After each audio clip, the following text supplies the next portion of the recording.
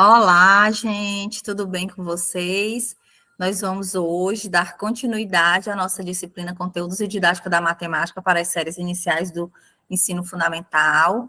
Eu sou a professora Cristiana Damasceno e hoje nós vamos trabalhar com a seguinte temática. Nós vamos trabalhar com planejamento da prática pedagógica na matemática, tá certo? Então, nós vamos falar um pouco sobre planejamento, quais são os tipos de planejamento, e vamos apresentar para vocês como planejar uma aula de matemática, tá certo?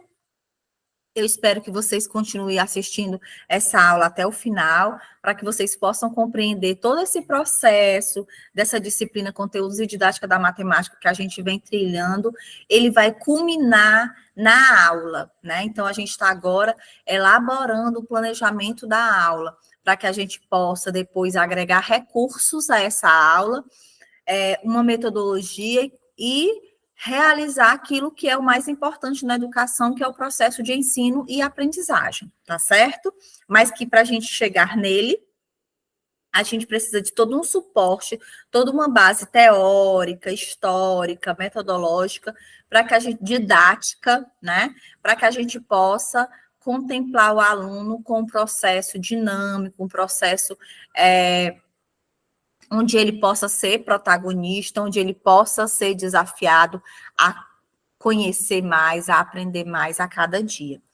E aí, como problematização inicial, eu trago aqui algumas questões para que a gente possa estar pensando nessa aula de hoje, tá certo? A primeira delas é: quais as finalidades do planejamento educacional? Que aspectos precisam ser observados em relação aos objetivos, conteúdos, estratégias e organização das atividades de ensino-aprendizagem? Então, nós vamos estar respondendo, né? Nós vamos estar dialogando sobre essas questões aqui na aula de hoje, tá certo? Vamos também estar falando sobre o planejamento educacional, plano de ensino, plano de aula, objetivos, conteúdos de ensino e competências. Lembrando que a gente tem hoje a Base Nacional Comum Curricular, que se apresenta não mais com o objetivo, com conteúdo, mas com habilidades, competências, objetos do conhecimento, e vocês vão ver como é que a gente faz isso lá na hora de planejar, tá bom? E a aplicação do conhecimento, que estratégias de integração disciplinar podem ser promovidas por meio dos processos de ensino e de aprendizagem? Nós vamos também estar buscando compreender que estratégias são essas que a gente precisa estar utilizando na hora do planejamento, tá? Então, o que significa planejar o ensino? E o que significa planejamento, plano, projeto, programa? Vocês já escutaram esses nomes? Com certeza, né? Então, a gente vai estar falando um pouquinho de cada um deles, até porque o foco da nossa disciplina é a didática da matemática, não necessariamente os tipos de planos, mas é importante que a gente compreenda esse passo a passo. Então, o planejamento, ele é o processo de tomada de decisões e de organização de ação. E aí o planejamento, ele não é só um planejamento de ensino, planejamento de aula, mas ele é um planejamento da vida, ele é um planejamento de viagem. Planejamento, de forma geral, é um processo de tomada de decisão. A gente vai começar por isso, depois a gente vai fazer isso, em terceiro plano a gente vai fazer isso. A gente tem uma organização de ações que vão ser realizadas, certo? E o que é o plano, Cristiano? O plano é o registro das decisões do planejamento, é o documento. É aquele documento, por exemplo, o plano de ensino, é o planejamento das ações que serão realizadas ao longo de um ano, na escola, na turma do segundo ano, na turma do quinto ano, na disciplina de matemática. Então, é o documento, é o registro desse planejamento, certo? E o programa? Programas são constituídos por um conjunto de projetos com objetivos próximos. A gente pode ter um programa de ensino, existem alguns municípios, alguns estados que trabalham com programas de ensino. São estratégias ligadas a um conjunto de projetos que têm objetivos comuns ou objetivos bem próximos. Como, por exemplo, atualmente a gente tem visto muitos programas de ensino trabalhando recomposição de aprendizagem. E o que é recomposição de aprendizagem? São estratégias que que vão trabalhar com a melhoria da aprendizagem dos alunos, tendo em vista a pandemia, tendo em vista os altos índices de analfabetismo, tendo em vista o baixo IDEB das cidades, dos estados. Então, existe um programa, né, uma seleção de projetos que vão trabalhar pensando em objetivos próximos. E o projeto sistematiza e estabelece o traçado prévio da operação de uma unidade de ação. E o que é isso, né? O projeto, gente, ele é o estabelecimento de metas próximas, né? Aquilo que a gente quer alcançar, então a gente precisa de projetar objetivos, projetar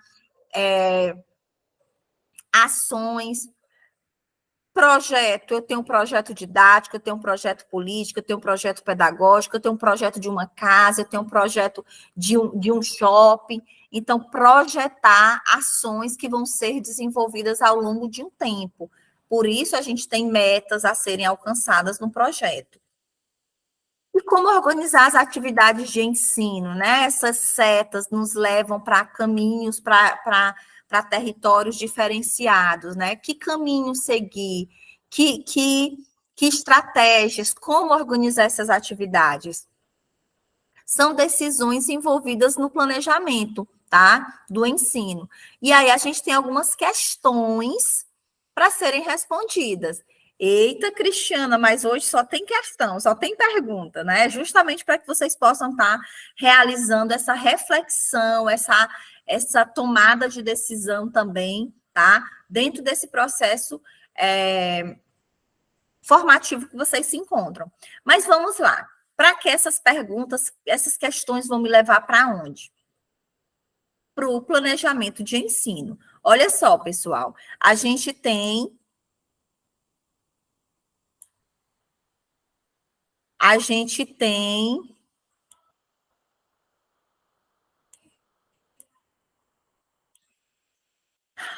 questões. Por quê? Por que eu quero trabalhar esse conteúdo? Por que eu vou trabalhar números no dia a dia? É a justificativa. Eu preciso encontrar uma justificativa, um sentido para essa ação, para esse planejamento, para essa atividade. Como eu vou fazer isso? Que estratégias eu vou utilizar para chegar aos objetivos que a gente planejou? Então, é a metodologia, é o caminho que a gente vai seguir, tá? Onde vai acontecer essa aula? Como vai acontecer essa aula? Por que vai acontecer essa aula? Vocês estão percebendo como as perguntas já estão chegando, já estão sendo possíveis de serem respondidas? Então, esse onde pode ser na sala de aula, pode ser em casa, pode ser na frente do computador, pode ser na praça. É o espaço onde vai acontecer aquela ação pedagógica, que é a aula, tá? Quando? Para quê? Para que são os objetivos? Para que eu quero que os meninos aprendam a contar? Para que eu quero que as crianças aprendam as operações básicas? Quando?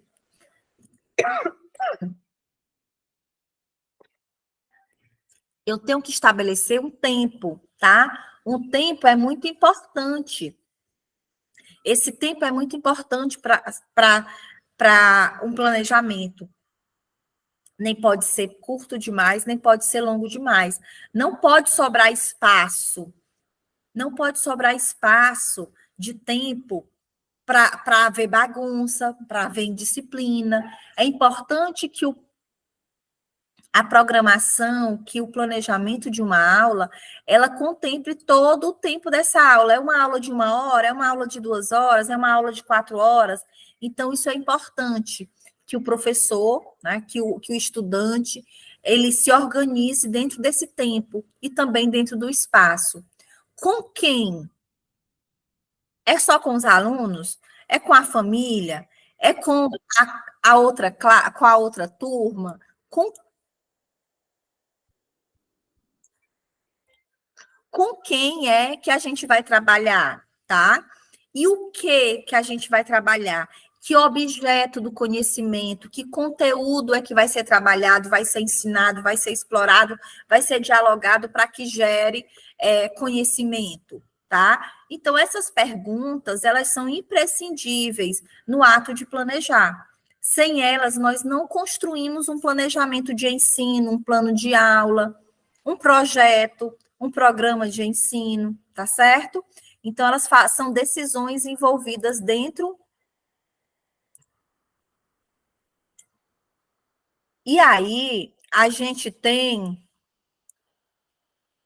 esse esquema que eu acho super importante trazer para que vocês compreendam como que se dá o planejamento, tá? O planejamento, ele é cíclico, né? Ele passa por etapas e ele retorna a etapas iniciais. Então, a gente tem no planejamento conteúdos, que aí eu deixei de propósito para fazer com vocês, para que vocês possam lembrar, né? Conteúdos esses que também são, né, atualmente são chamados de objetos do conhecimento. Lembram? Objetos do conhecimento.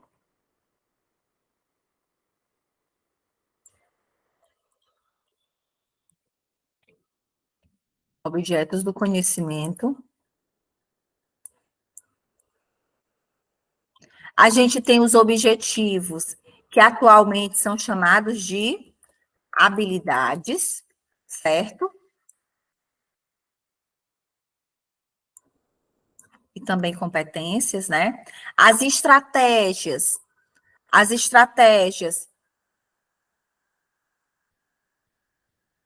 que são também a metodologia, né? Que é a metodologia, tá? E aí eu vou colocar bem aqui estratégias barra metodologias.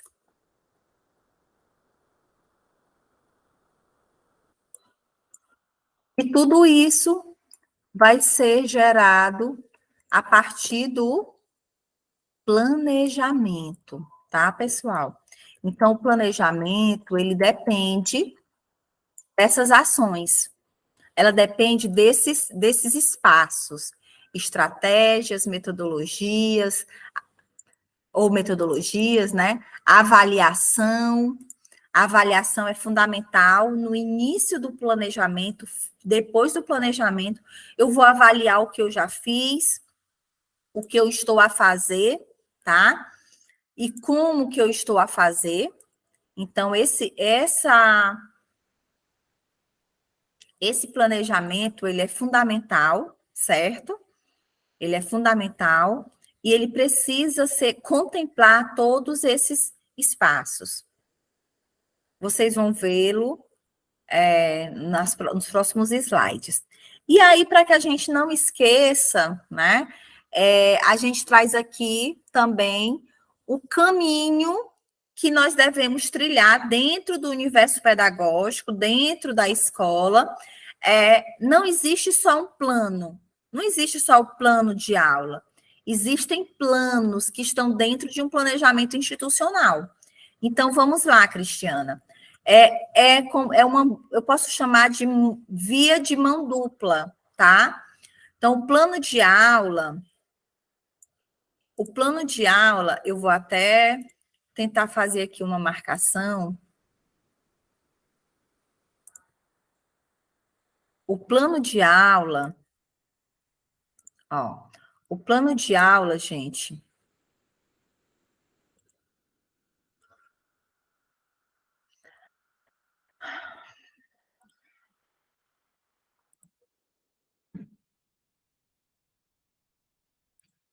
deixa eu ver como é que está aparecendo para vocês. Aqui mesmo, não dá.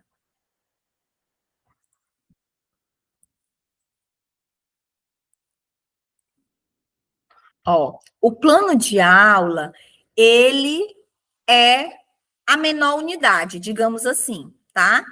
É de onde eu já vou para a sala de aula, dar aula, ministrar a aula, certo? Mas para que eu chegue no plano de aula, eu preciso ter um plano de unidade ou um plano de curso, tá? Ou um plano bimestral, ou um plano mensal, ou um plano semestral. Um plano amplo, que não é o plano de aula, aula a aula, dia a dia, certo? Eu tenho o plano de disciplina ou plano de ensino, que pode substituir esse plano de unidade, certo? Então, por isso que a gente está vendo essa seta aqui, ó, já pulando para o plano de disciplina, porque a maioria das redes não usa esse plano de unidade, mas mesmo assim eu fiz questão de trazer para vocês, tá?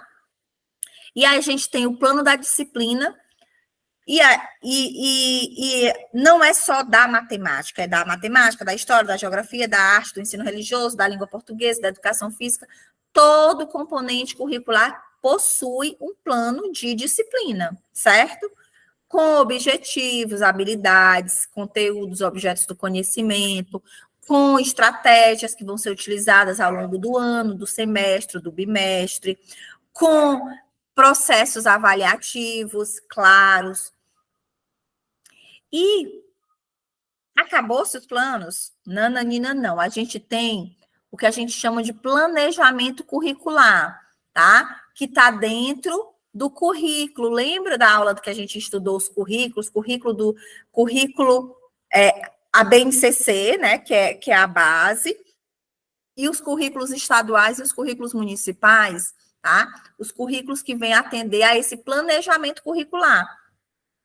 Então, na cidade de Parnaíba, eu tenho um planejamento, um plano curricular, uma matriz curricular que contempla 6 aulas de língua portuguesa, 6 aulas de matemática, 4 aulas de ciências, 4 aulas de história. E esse planejamento curricular, ele vai depender da região, ele vai depender da estratégia utilizada na rede de ensino, seja ela estadual, municipal ou rede particular, tá? E o planejamento institucional, gente, o planejamento institucional, ele está muito relacionado com o projeto pedagógico da escola, tá? É o plano feito, realizado, pensado para a instituição. Metas que vão ser alcançadas, que precisam contemplar esse planejamento curricular, que precisam contemplar o plano de disciplina, que precisam contemplar os planos de aula, tá? Então, se você chega numa escola e você pede para ter acesso à proposta pedagógica dessa escola, provavelmente, nessa proposta pedagógica, ele vai ter um plano institucional. E o plano institucional é essa própria proposta pedagógica. Vocês entendem? Então, o PP, que a gente chama, né, que é proposta pedagógica, que antigamente a gente chamava PPP, projeto político pedagógico, proposta político pedagógica, ele é esse planejamento institucional, é o que a instituição utiliza como caminho, como direção, como proposição para a realização de ações, certo? Então, na elaboração do plano de aula, precisamos levar em consideração que a aula é organizada em um tempo didático, né? O tempo da aula é 1 hora, é 2 horas, é 50 minutos, e que a natureza dos conteúdos e as características da turma, desde o número de estudantes até seu desenvolvimento cognitivo, entre outros aspectos, influenciam o êxito dos objetivos pretendidos. Isso é obrigatoriamente entendido, deve ser entendido pelo professor.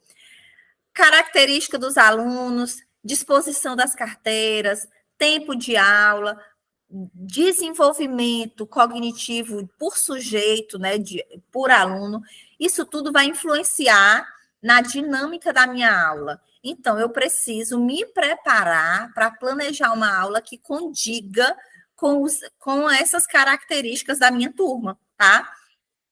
Por exemplo, eu posso contar para vocês um segredo. Eu tenho uma turminha de primeiro ano muito agitada. Muito agitada. Então, tudo que eu quero trabalhar naquele dia, o que é mais importante, eu preciso trabalhar no primeiro momento, até a hora do recreio.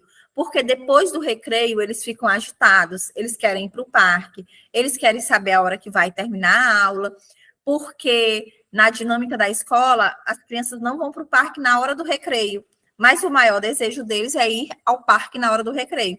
Então, a gente terminou criando uma política de ir para o parque no final do horário. Por isso, eles já ficam na expectativa, que hora que a gente vai para o parque, que hora que a gente vai para o parque. Consequentemente, o ritmo, a atenção para o aprendizado cai, né? Porque são crianças bem agitadas, elétricas.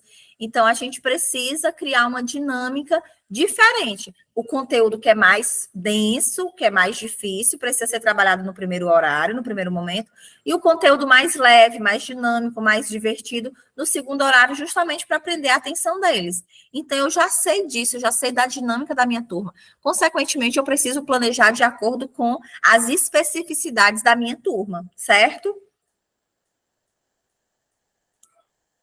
Então, como podemos analisar o plano de aula proposto pelos colegas?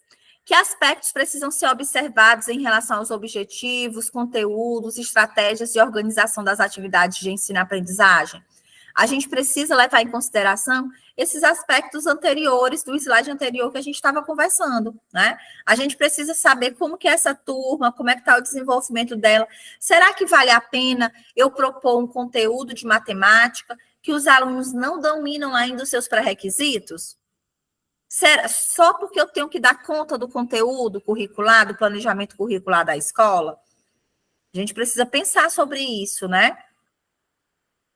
Então, em relação aos objetivos e habilidades, os objetivos, eles orientam o que os alunos devem ser capazes de fazer ou saber.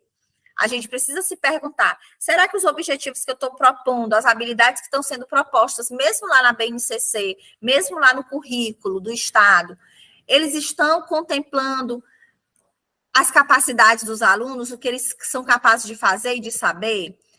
Os objetivos fornecem uma descrição dos resultados de aprendizagem desejados? É possível a gente descrever esses resultados? Os objetivos estão informados com verbos no infinitivo? Ou o estudante será capaz de...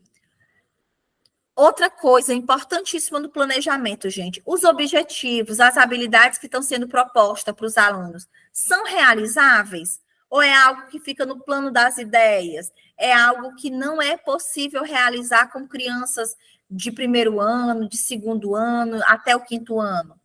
Então, o planejamento, ele é algo tão importante quanto a execução dele, que é a aula propriamente dita, tá? Uma aula mal planejada, ela é mal planejada, né? Consequentemente, vai ser uma aula ruim, tá? Uma aula boa, bem planejada, vai ser uma aula boa. Então, é importante que a gente atente que o planejamento é a alma do negócio. Não tem a história que a propaganda é a alma do negócio? Pois o planejamento é a alma da aula. Não há uma aula sem planejamento. Não há uma aula sem organização dessas estratégias, desse tempo didático, dessa sistematização do processo avaliativo, do conteúdo com o objetivo. É importantíssimo, é imprescindível, tá? Em relação ao conteúdo, que são os objetos do conhecimento, eles são coerentes com os objetivos propostos? Eles estão casando, né? O objetivo está casando com o conteúdo? Ou não? O conteúdo diz uma coisa, o objetivo diz outra. Estão contemplados nos objetivos e na proposta de desenvolvimento da aula? Não adianta eu propor uma estratégia bem legal, bem divertida, se não está contemplando aquele conteúdo, né? Não é? Os conteúdos, eles estão articulados do geral para o particular ou do particular para o geral? Isso é muito importante, nós precisamos levar em consideração que alguns conteúdos, eles precisam ser trabalhados do geral para o particular e outros conteúdos precisam ser trabalhados do particular para o geral. Na matemática, propriamente dita, nós devemos nos ater a questões particulares, para que a gente possa partir para as generalizações, certo? Isso por quê? Porque os alunos, eles estão no processo de construção desse saber matemático. Então, não adianta eu chegar com aquilo que é complexo e querer que eles depois aprendam o que é simples. Deve ser o processo inverso. O que é simples para que eles possam construir os degraus da aprendizagem matemática, tá certo? Em relação ao desenvolvimento da aula, o desenvolvimento da aula, gente, é a metodologia, né? A metodologia, as estratégias, o passo a passo, tá? Se a gente pensar numa receita de bolo, é o modo de fazer o desenvolvimento da aula. As atividades possibilitam mobilizar os conhecimentos prévios dos estudantes. E o que são conhecimentos prévios, Cristiana? Conhecimentos prévios é aquilo que o aluno já traz de casa. Se nós vamos trabalhar com a adição, será que eu não posso pedir para os meninos, para as crianças, olhem, amanhã vocês vão trazer tampinhas de garrafa, vocês vão trazer palitos de picolé, vocês vão trazer caixa de sapato, e aí as crianças vão ficar assim, meu Deus, essas coisas tem lá em casa. E aí, quando eles trazem no dia seguinte, a gente vai fazer o que? A gente vai juntar. E a gente vai mostrar para eles como é que se junta. E a gente junta as crianças, e a gente junta as tampinhas e os palitos de picolé, e a gente coloca tudo dentro da caixa, e a gente mostra para eles como é que é o processo de adicionar. E a gente faz isso partindo dos conhecimentos prévios. Eles sabem o que são tampinhas, eles sabem o que é palito, eles sabem o que é juntar, né? A gente faz até brincadeira, junta todo mundo, separa todo mundo, junta todo mundo, separa todo mundo.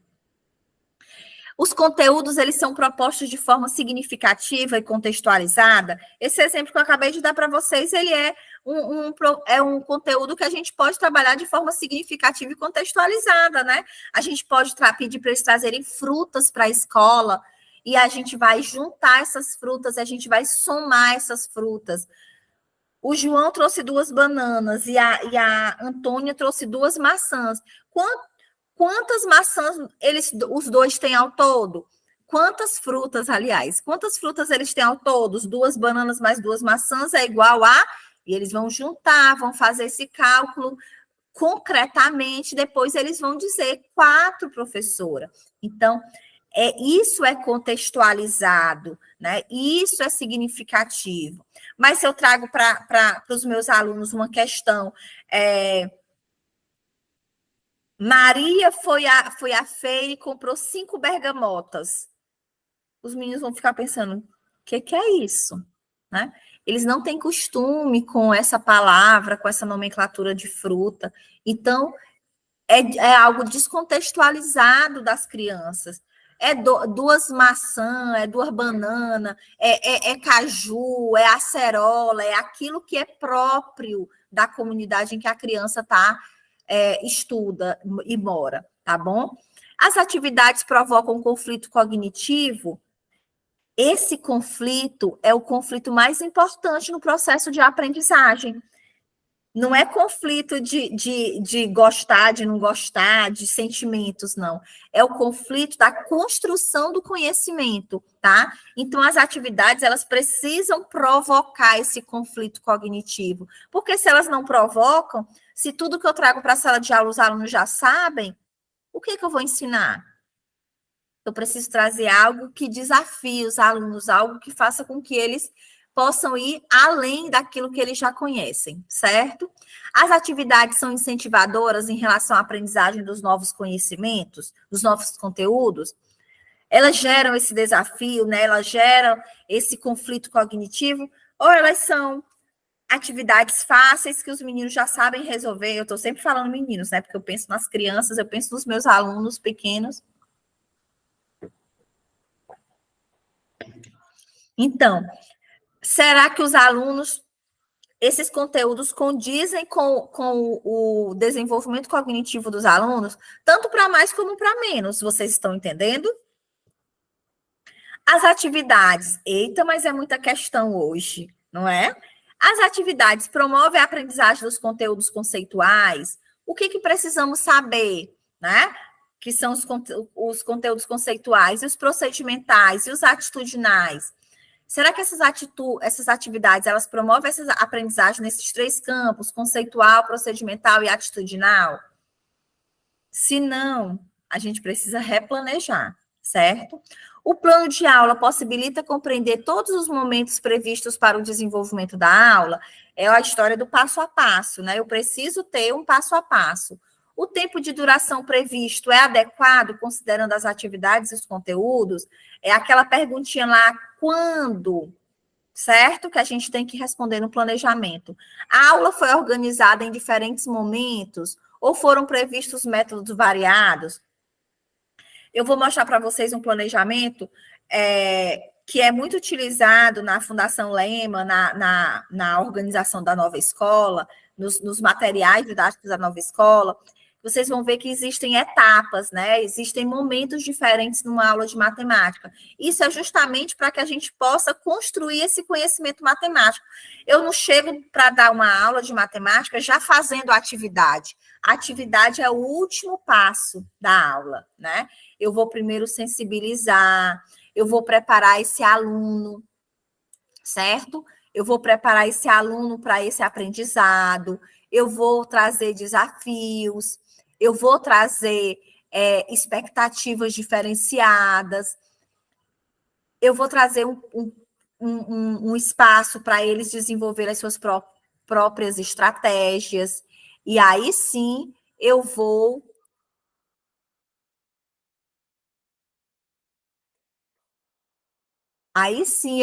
fazer com que o aluno chegue à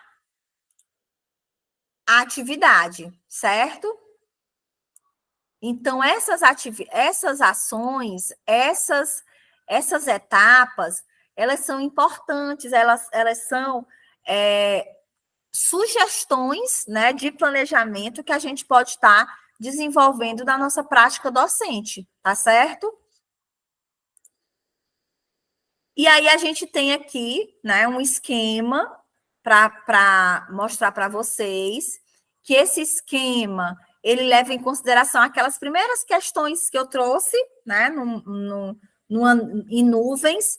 Então, a gente tem o que e para quê como conhecimento, certo? A gente tem as capacidades ou habilidades que são como fazer, que é justamente o trabalho com competências e habilidades busca justamente a possibilidade do aluno saber fazer, né? Ele fazer uso desse conhecimento no seu dia a dia. E por isso que a gente tem esse aspecto procedimental, esse aspecto da habilidade. E as atitudes, quais são os valores, quais são os comportamentos que vão ser desenvolvidos depois desse conhecimento, certo? Então, é imprescindível que a gente junte tudo isso, né? E tudo isso vai gerar o quê? Vai gerar competência, que são as faculdades de mobilizar um conjunto de recursos cognitivos para solucionar com pertinência e eficácia uma série de situações, tá? E quem disse isso para a gente sobre as competências e habilidades foi Pirrinot, tá? E aí, a gente já falou que o planejamento tem objetivos, que são as habilidades, conteúdos, que são os objetos do conhecimento, tem várias questões para serem respondidas, e eu trago mais uma questão para vocês. Como promover inovações no ensino ou um ensino inovador? Tendo em vista que a gente vive um processo de globalização, que a gente vive um momento em que as pessoas, os alunos, eles são tecnológicos, né? Eles são digitais, eles são nativos digitais, tá? E aí as inovações no ensino, elas precisam ser pensadas a partir desse esquema, né? De professor, a interação entre o professor, entre o aluno, entre o conteúdo, é importantíssimo, tá? Para que não só o aluno, o professor fale, mas que o aluno também possa promover a ampliação do seu repertório cognitivo dentro da sala de aula, certo? Quais são os princípios que sustentam as aulas inovadoras? Vocês saberiam me responder? Ao princípio da autonomia, gente, cria mecanismos de participação dos estudantes, discutem o plano de ensino com os alunos, dividem a responsabilidade pela execução e avaliação. A autonomia dada aos alunos, ela é fundamental no processo de construção do planejamento e da aula propriamente dita, que vai gerar o quê? Aprendizado, certo? A relação professor-aluno, ela precisa ser afetiva e solidária, ela precisa ser pautada no respeito e na ética, deve considerar o aluno na sua multidimensionalidade. O que seria isso, Cristiana? É entender que o aluno, ele pode ser muito bom em língua portuguesa e não tão muito bom em matemática, que ele pode ser extrovertido na aula de história, mas ele pode ser introspectivo no momento na aula de arte, né? Então a gente precisa levar em consideração essa multidimensionalidade dos nossos alunos. E aí a gente precisa também, outro aspecto que vai validar essas inovações, essa capacidade de ampliação de repertório do conhecimento, é a relação objetivo, conteúdo e avaliação, dentro de um ensino com pesquisa, dentro de uma organização do tempo e do espaço, bem planejado, de ação intencionada e intencional e planejada, uso de tecnologias da comunicação e da informação também são muito importantes. O uso da calculadora, por exemplo, antigamente, na minha época, né, de anos iniciais, que nem eram anos iniciais, era ensino fundamental somente, usar calculadora, usar aquele lapisinho cheio cheio de tabuada, era pecado, né? Era nota zero, era tirar ponto do aluno. Hoje não, hoje a gente pode possibilitar uma aula com a calculadora. A gente precisa ensinar o aluno a utilizar a calculadora. Vocês sabiam que existem adultos que não sabem usar a calculadora? Por quê? Porque não foram ensinados, porque não podiam usar a calculadora, porque se usasse a calculadora, era nota zero, né? Outro ponto que é importantíssimo, a avaliação participativa, gente. O acompanhamento e a análise individualizada, a diversificação dos instrumentos de avaliação. O professor ele precisa ter muito claro esses instrumentos que vão ser utilizados na avaliação, os critérios de avaliação. A gente precisa compreender, vocês, enquanto estudantes de pedagogia, mas enquanto também professores em formação, que o erro faz parte do processo de aprendizagem. O erro não deve ser motivo de crucificação, ter como consequência reprovação, constrangimento, de forma alguma. O erro, quem erra é porque tentou. Quem não erra, a gente precisa duvidar. Será que ele está tentando? Não é? A contextualização. Aí a gente vai passar por um mecanismo que a gente chama de interdisciplinaridade, que é fazer uso das várias disciplinas, dos vários componentes curriculares, dentro das várias áreas ao mesmo tempo, certo? E fazer a relação dos vínculos entre a teoria e a prática.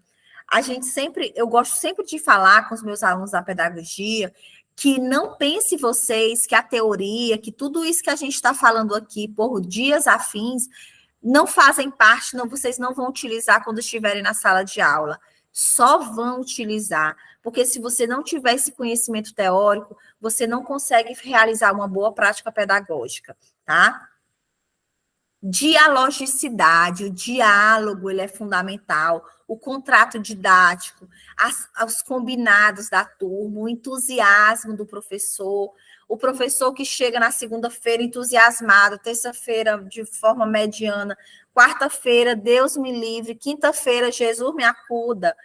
Esse professor não tem entusiasmo, ele não consegue transmitir conhecimento, ele não consegue mediar o conhecimento e muito menos interagir com o aluno de uma forma dialógica, tá? Por isso que a gente precisa se sentir todos os dias motivado, se motivar, se automotivar, tá? E a diversidade, gente, ela é fundamental, não é? A elaboração de estratégias diferenciadas e diversificadas. Eu preciso saber que os meus alunos, eles aprendem de forma diferente, em tempo diferente, em ritmo diferente. A reintegração e a transitoriedade epistemológica também são fundamentais. Entender que, às vezes, eu vou estar utilizando uma abordagem, em outro momento eu vou estar utilizando outra abordagem, mas que isso é importante para a dinamicidade, para a diversidade do grupo que eu trabalho, tá? Que eu atendo. E aí os desafios, eles são para ser superados, claro, né? Então, o distanciamento do plano de ensino com o projeto pedagógico é um grande desafio. Não adianta eu pensar um plano de ensino destoado do projeto pedagógico da escola. Não adianta eu pensar objetivos que são incoerentes com os conteúdos que eu estou planejando, que eu estou propondo. Não adianta eu achar que eu vou ter êxito se eu trabalhar com a solidão profissional. Uma andorinha só não faz verão, tá? É importante que haja um planejamento participativo, é importante que haja comunhão de ações, de pensamentos, de atitudes na escola, para que o resultado também seja positivo. A intensificação do trabalho docente também é fundamental, tá bom? Mas como? Justamente através desse processo de reflexão, desse processo, essa compreensão do ato de ensinar e de aprender. E aí, eu trouxe aqui um esquema para a gente fazer uma revisão, tá? Desse espaço, desse planejamento. O plano de aula, ele organiza o ensino e a aprendizagem em sala de aula, certo? Ok?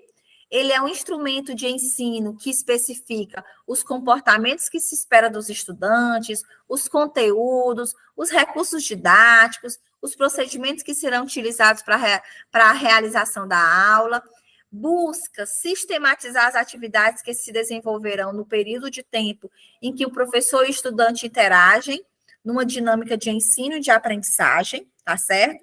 Então, para eu ministrar essa aula para vocês, eu realizei um plano de aula, um planejamento, onde eu organizei o ensino, onde eu criei os instrumentos, onde eu criei expectativas de comportamentos, de objetivos que vocês devem alcançar, tá? Nessa disciplina.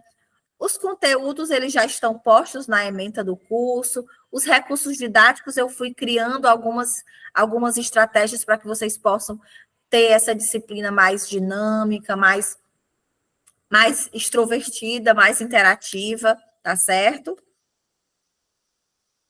E aí, gente, aqui eu trago agora para vocês um modelo que claro, eu vou deixar para vocês em anexo, tá? Depois dessa aula, junto com os slides, um modelo de planejamento anual, que a gente chama de plano de ensino, onde tem aqui, é importante que vocês percebam, as unidades temáticas da matemática, as habilidades, que também a gente pode dizer que são os objetivos que se quer alcançar numa série, no caso é o primeiro ano do ensino fundamental, e os objetos do conhecimento, que são os conteúdos que vão ser trabalhados.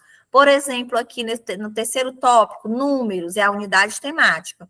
Qual é a habilidade? Utilizar números naturais como indicador de quantidade ou de ordem em diferentes situações cotidianas. Qual é o conteúdo que eu vou tentar fazer com que os alunos utilizem esses números no dia a dia?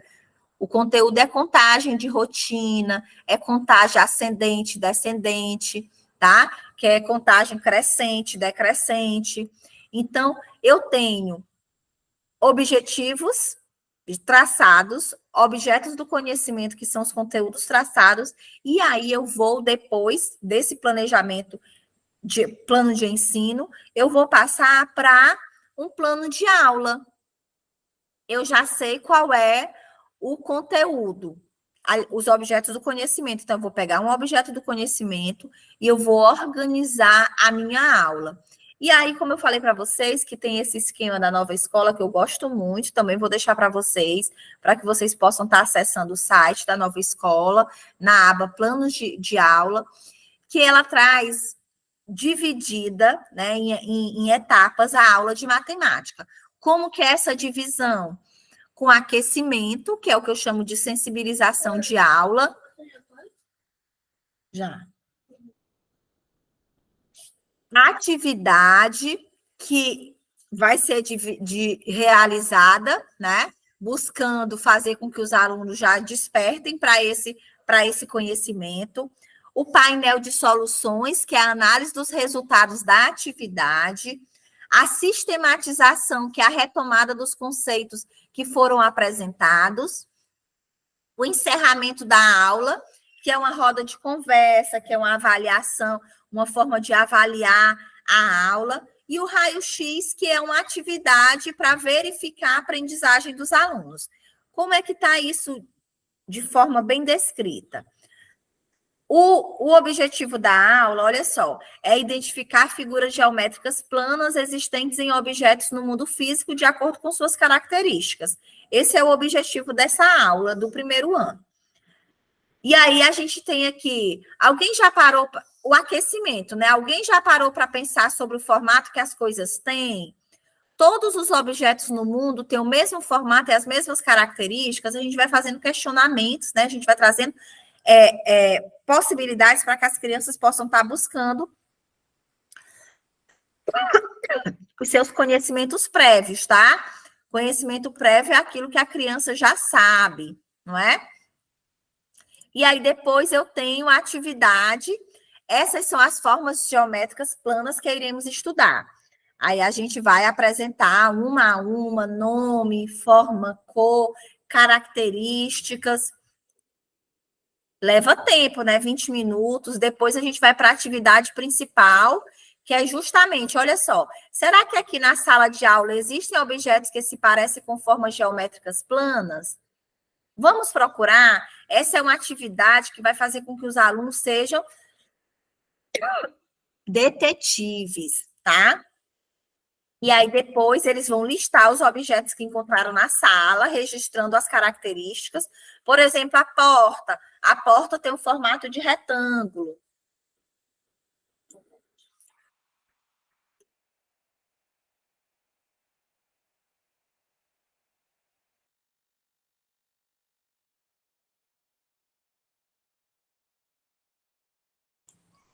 Então, a atividade principal, né? Depois da atividade principal, a gente tem uma discussão de soluções, então a gente vai reler e refletir o resultado da escrita, que foi feita de forma coletiva, tá?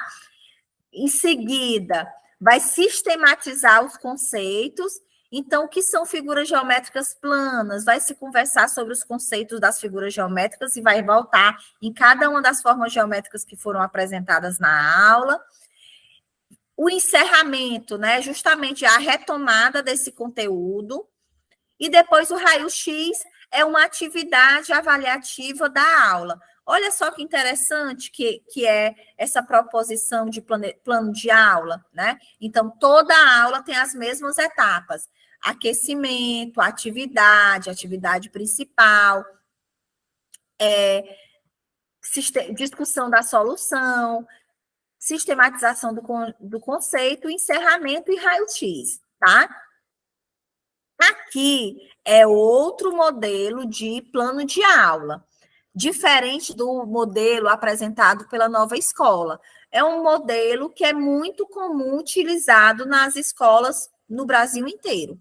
Inclusive, é o modelo que a gente utiliza na nossa escola, tá?